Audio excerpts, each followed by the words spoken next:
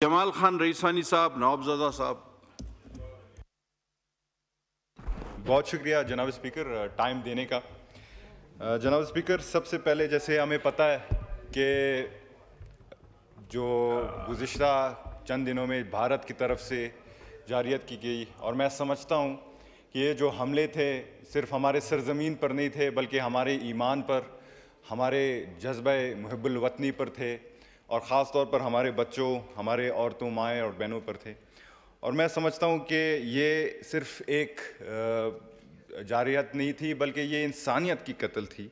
और भारत ने हमेशा हमें जो है झुकाने की कोशिश की, हमें हमेशा उन्होंने जो है कमज़ोर समझने की कोशिश की, लेकिन वो ये भूल गए कि ये पाकिस्तान है, ये वो मुल्क है जहाँ का जब दुश्मन सोता है तो हमारे पाक फ़ौज के नौजवान जागे रहते हैं और जगे हुए दुश्मन को कभी सोने नहीं देते।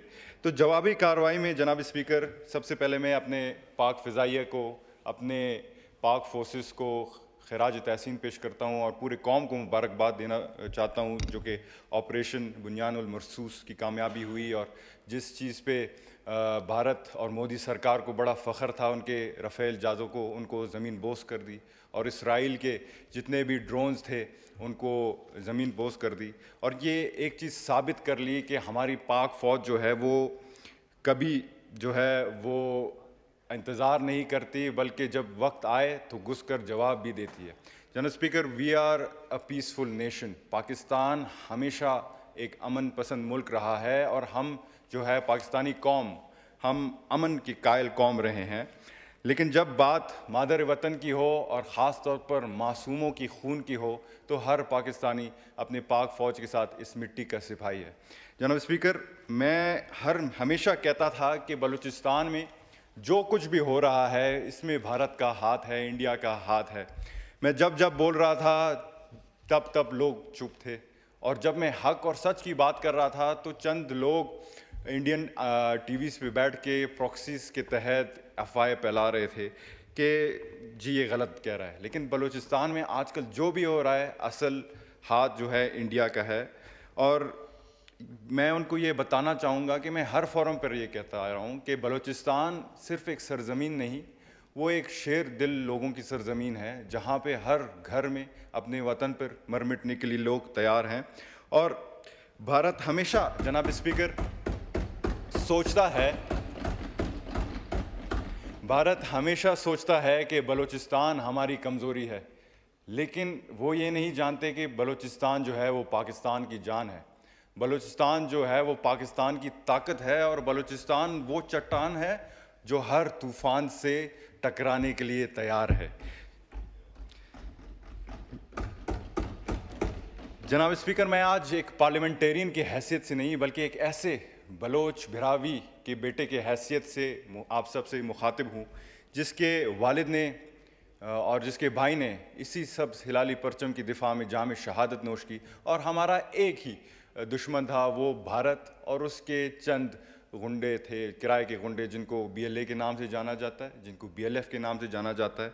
लेकिन मैं इस ऐवान को याद दिलाना चाहूँगा कि मेरे वालिद शहीद सिराज रैसानी, मेरे भाई शहीद हकमल रैसानी, इन्हीं प्रॉक्सीज़ का सामना करते करते उन्होंने जाम शहादत नोश की।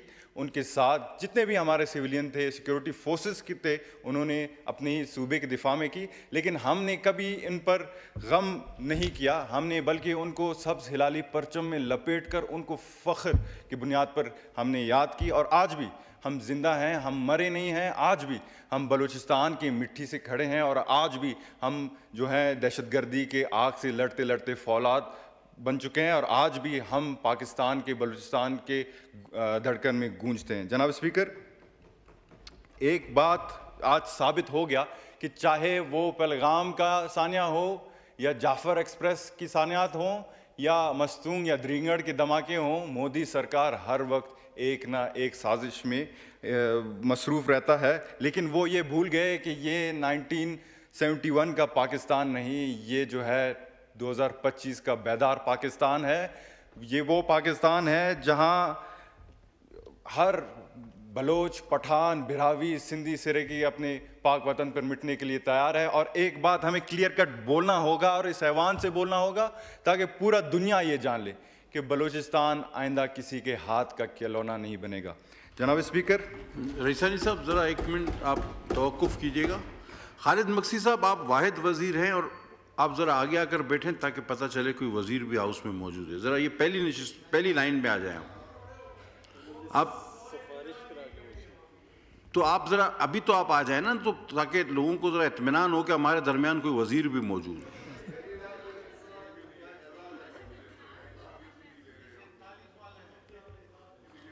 तो आप आज इधर बैठ जाएं, कोई किसी भी जगह पे, वज़ीर आज़म किस जगह के सिवा किसी भी जगह बैठ जाए, जहाँ आपने बैठना है वहाँ बैठ जाए। हाँ ठीक है, वहाँ तशरीफ़ लेकिन पता चले ना वज़ीर है यहाँ पे। जी रईसानी साहब। सर मैं बिल्कुल एंडिंग की तरफ जा रहा हूँ। सर हमेशा हमें तन्हा दिखाने की कोशिश की, भारत चाहता है कि हम तन्हा रहें, लेकिन उसे ये समझ नहीं है कि हमारे साथ हमारा अल्लाह है और हमारा जो कलमा है वो हमारा मुहाफिज है। जनाब स्पीकर, आज मैं एक बार फिर भारत को ये पैगाम दूंगा कि आइंदा अगर किसी भी मिस एडवेंचर करने की देखा कोशिश आपने, एक से एक आया तो दूसरा वो जिस तरह आते हैं परिंदे मल्टीप्लाई हो रहे हैं। बिल्कुल सर, तो किसी भी मिस एडवेंचर की कोशिश की तो इस बार सिर्फ पाक फौज नहीं बल्कि पूरा पाकिस्तान आपके सामने होगा और पूरा पाकिस्तान एक है और हम हर जारियत का जो जवाब है मुंह तोड़, फैसला कुन और बर वक्त देंगे। आखिर में मैं इस मौके का फ़ायदा उठाते हुए जिन पार्लियामेंटेरियंस ने यकजहती दिखाई इस कठिन दौर में और वक्त में, उनको खराज तहसीन पेश करता हूँ, ख्वाह वो अपोजिशन के हों या जो हैं ट्रेजरी बेंचेस के। लेकिन अफसोस उन लोगों पर भी आता है जो कि जब जाफ़र एक्सप्रेस की बात हुई, सानिया हुआ, तो उन्होंने कभी मज़म्मत नहीं की, लेकिन आज वो जो है पूरा पाकिस्तान का ठेकेदार हैं और वो जो है हमसे भी ज़्यादा मुहब्बिल वतन है। तो लिहाजा हमें ये मुनाफिकत छोड़नी चाहिए, हमें जो है पाकिस्तान के मुफाद में अपना सियासत भी कुर्बान करनी चाहिए, क्योंकि पाकिस्तान है तो हम हैं। आखिर में मैं अपने पाक फोर्सेस को, अपने सिविलियन शहदा को, गाजियों को खराज तहसीन पेश करता हूँ और एक शेर अर्ज करूंगा। अगर मैं गलत हूं तो मुझे आप करेक्ट कर सकते हैं स्पीकर साहब। शेर को वजन में पड़ी और न शायर की रूह तड़प जाती है। एग्जैक्टली। कौन कहता है कि मौत आई तो मर जाऊंगा, कौन कहता है कि मौत आई तो मर जाऊंगा, मैं तो दरिया हूं समंदर में उतर जाऊंगा, मैं तो दरिया हूं समंदर में उतर जाऊंगा, जिंदगी शम्मा की मानिंद जलाता हूं नदीम, जिंदगी शम्मा की मानिंद जलाता हूं नदीम, बुझ तो जाऊंगा लेकिन सुबह कर जाऊंगा। पाकिस्तान हमेशा जिंदाबाद। अच्छा ठीक हो, ठीक रह गया। जमाल शाह काकड़ साहब।